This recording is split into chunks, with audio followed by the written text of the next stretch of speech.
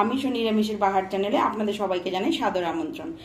আজকের রেসিপি ঝুরঝুরে আলু ভাজা বা চিপস কিভাবে বানানো যায় চলুন তাহলে দেখে নেওয়া যাক। প্রথমে আমি আলুগুলোকে ছাড়িয়ে নেব।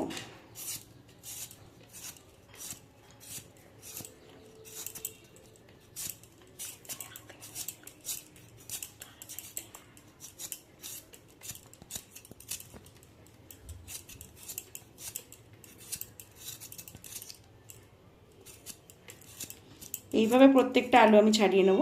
আমি এখানে নিয়েছি জ্যোতি আলু, চন্দ্রমুখী আলুতেও করা যায়, কিন্তু আমি নিয়েছি জ্যোতি আলু। প্রত্যেকটা আলু এইভাবে আমি ছাড়িয়ে নেব। হয়ে গেছে, আমি এবারে গ্রেটারের সাহায্যে এটাকে গ্রেট করব।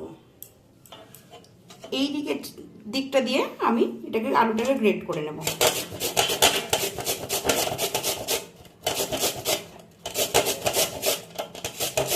লম্বা লম্বা করে টানবো, টেনে এটাকে গ্রেট করে নেব। কাঁটাটা ঠিক এই ধরনের হবে।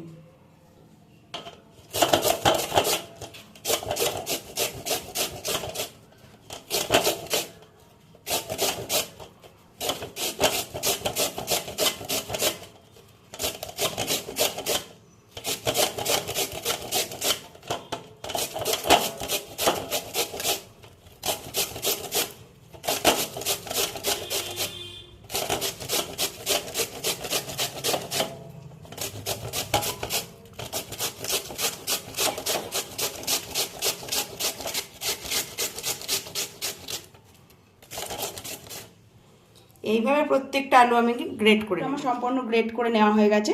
এটা আমি এবারে স্টেনারে নিয়ে নেব, নিয়ে ভালো করে জল দিয়ে ধুয়ে নেব। আলুটা ঠিক এইভাবে পরিষ্কার করে ধুয়ে নিতে হবে, একদম আলুতে যেন কোনো নোংরা না থাকে। যতক্ষণ পর্যন্ত নোংরা থাকবে ততক্ষণ পর্যন্ত আমি ধুয়ে নেব। এইবারে এটাকে একটা পাত্রে আমি নিয়ে নেব।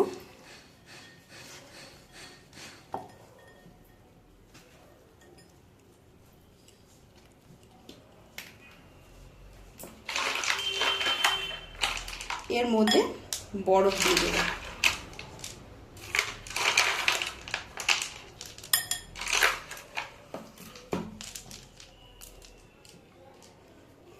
ফ্রিজের ঠান্ডা জল এর মধ্যে ঢেলে দেব।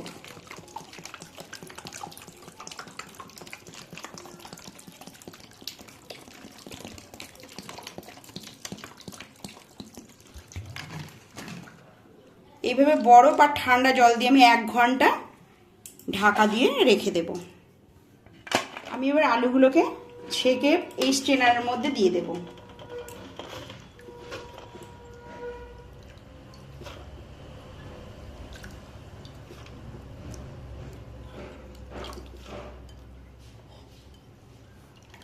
আলুর জলটা ঝরে গেলে পরে এটাকে আমি আবার আরেকটা থালার মধ্যে দিয়ে শুকিয়ে নেব।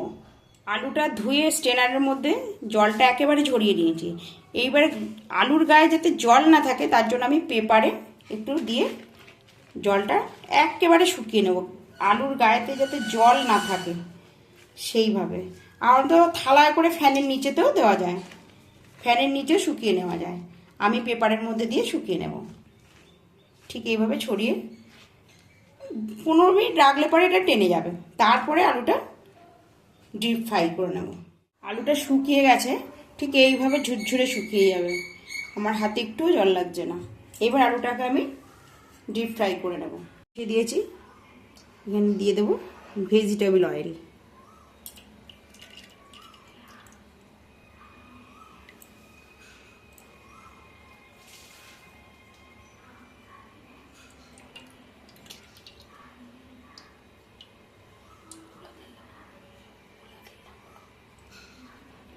তেলটা গরম হয়ে যায়, তারপর আমি দিয়ে, তেলটা গরম হয়ে গেছে, আমি অল্প অল্প করে আলু দিয়ে ভেজে নেব।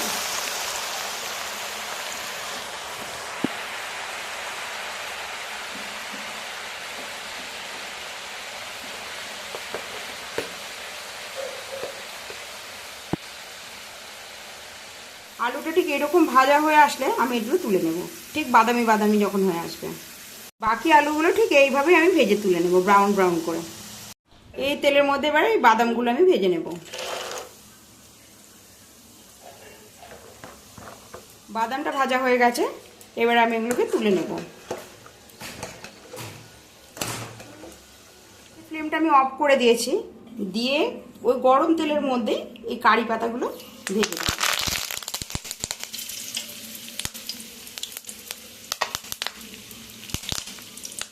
কারি পাতাটা ঠিক এইভাবে ভাজা হয়ে গেছে, এটা আমি বাদামের সঙ্গে দিয়ে দেবো। আলু চিপসটা ভেজে নেওয়া হয়ে গেছে, আমি এখানে বিট লবণ দিয়ে মেখে নেব।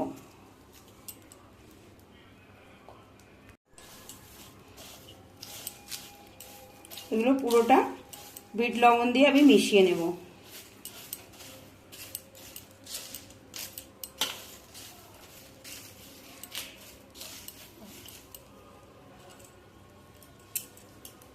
মেশানোটা আমার হয়ে গেছে। আজকের রেসিপিটা এখানেই শেষ করলাম। আজকে আলু চিপসের রেসিপিটা কেমন লেগেছে অবশ্যই কমেন্টে জানাবেন। ভিডিওটি স্কিপ না করে প্রথম থেকে শেষ পর্যন্ত দেখে যাবেন। ভালো লেগে থাকলে লাইক, শেয়ার, কমেন্ট, সাবস্ক্রাইব করতে ভুলবেন না। সাবস্ক্রাইব করে চ্যানেলটির পাশে থাকবেন, পাশে থাকা বেল আইকনটি অবশ্যই প্রেস করে দেবেন। আবারও আপনাদের সঙ্গে দেখা হচ্ছে নতুন কোনো ভিডিওতে। ততক্ষণ ভালো থাকবেন, সুস্থ থাকবেন। ধন্যবাদ।